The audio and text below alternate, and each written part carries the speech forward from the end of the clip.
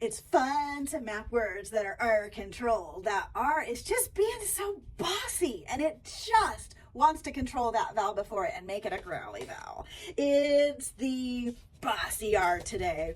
So R, this is probably the easiest one to hear because it almost like sounds like a pirate R.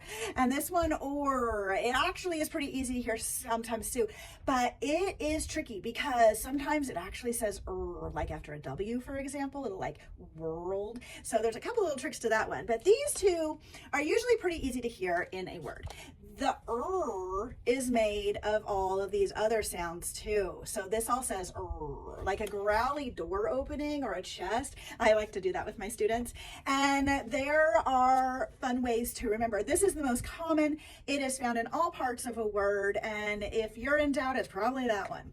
But this one loves to be at the middle or end of a word, mostly at the end, because this one is a very middle of the word kind of sound in most cases. They're just kind of general rules on when to use these. Think of this as one like a lot of outdoor words like bird and dirt and things like that. And then clothing words like shirt and skirt.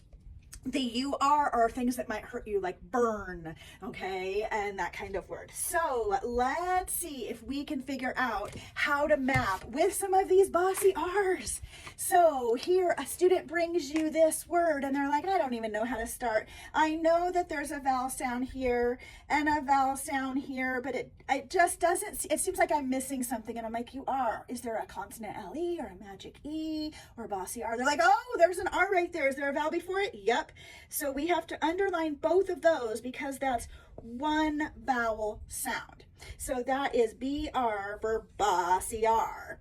And a cool other trick to know is that they're almost always ending their own syllable. So usually the syllable line is going to go right there, right after a bossy-r. Not always, but a lot of the time, most of the time.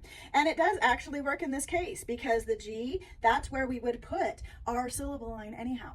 So this one is closed in. So we have forget, forget.